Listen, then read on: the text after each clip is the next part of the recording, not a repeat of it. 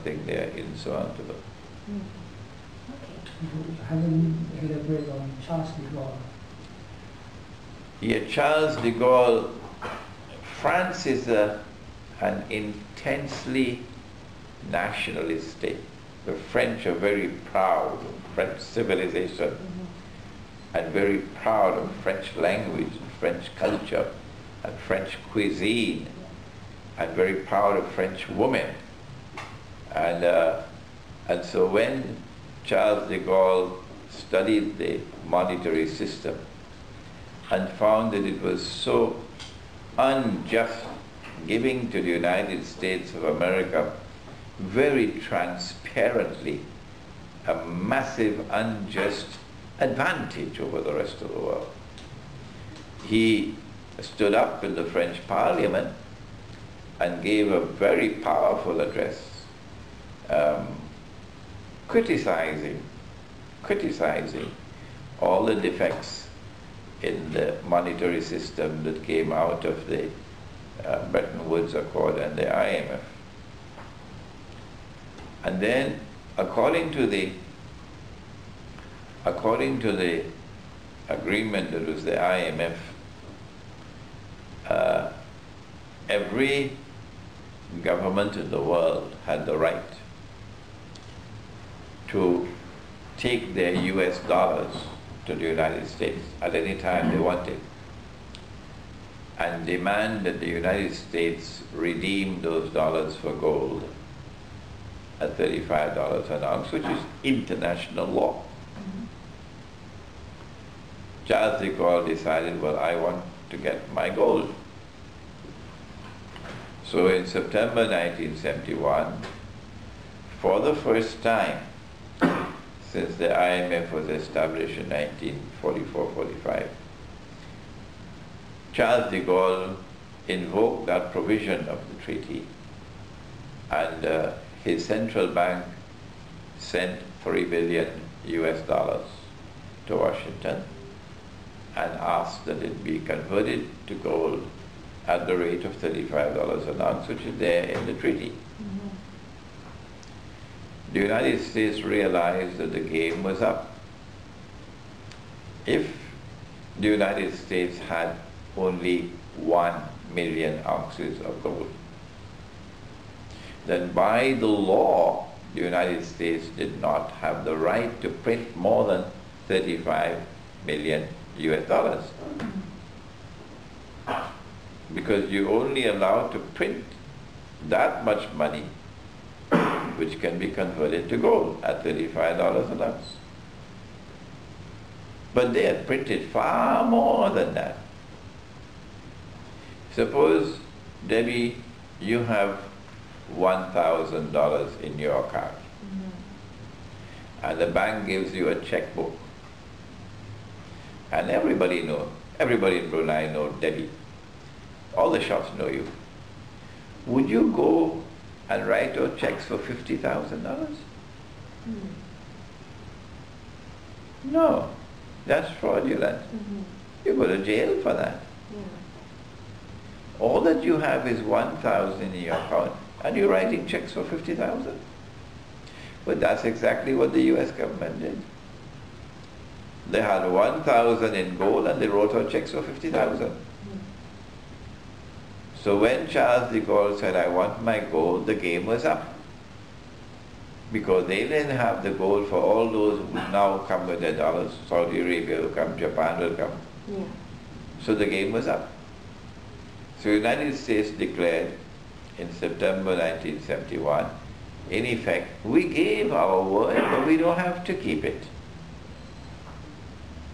Yes, that is the moral collapse of the United States. We gave our word under Bretton Woods.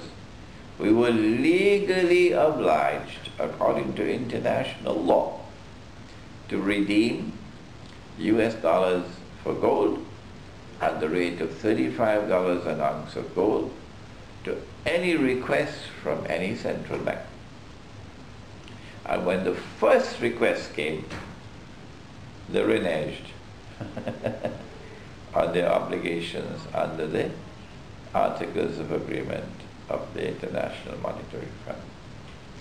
This is a very sad chapter in human history because of this unjust monetary system. This is not the only reason, but this is one of the major reasons why so many parts of the world today are not just poor, they're in a state of destitution. Yeah, destitution.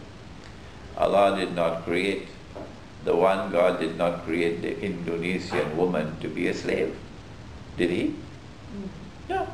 What's wrong? Why should the Indonesian people have the gentlest disposition you can find? They have the sweetest smile you can ever find, both the male and the female. They are such nice people, the Indonesian. And the Indonesian woman in particular. Why should she be a slave? Why must she be in the millions working as domestic servants for a wage which can easily be recognized as a slave wage? And the women of the region do not raise their voices to say this is wrong. This is wrong. This is unjust to be paying a slave wage. Why can't the women of Indonesia live the way the women of Brunei live, or the women of Singapore live? It is because of this unjust monetary system. Remember, I said this is not the only reason. There are other reasons as well, but this is one of the main reasons. And because of this, some are growing poorer and poorer and poorer and poorer. And their loss is the gain of others who are growing richer and richer. Ron Paul? Ron Paul. There are powerful voices in the Western world which have consistently been calling for a return to gold and silver. The most famous voice of all is that of Ron Paul, who fought as a candidate in the last presidential elections. I think he came third. Barack Obama won the election. But the popularity of Ron Paul has been growing constantly. Very large numbers of Americans now support his views, particularly on money. And he has been consistently asking that gold and silver be restored as money. And he has questioned the law in the International Monetary Fund prohibiting the gold of money. He wrote to the US Treasury Department a letter asking for an explanation why. And the US Treasury Department just would not reply to him because there is no reply. This is fraudulent, so what answer can they give? Yeah. Ron Paul is not the only. There are many others, but he is the most prominent. So it's not just Muslims. No, calling for the return of gold and silver as money. No. We are doing it because we have a religious obligation. And Brunei is a country which proclaims itself from the Sultan come down, proclaims itself to be a people in a country with a sincere attachment to Islam. If you have sincerity, you must recognize that this money is in the Quran and it is in the Sunnah of the Prophet, it is a part of the religion, and that they should come back and bring it back, and we are not doing it, it will be disgraceful for us. A major embarrassment.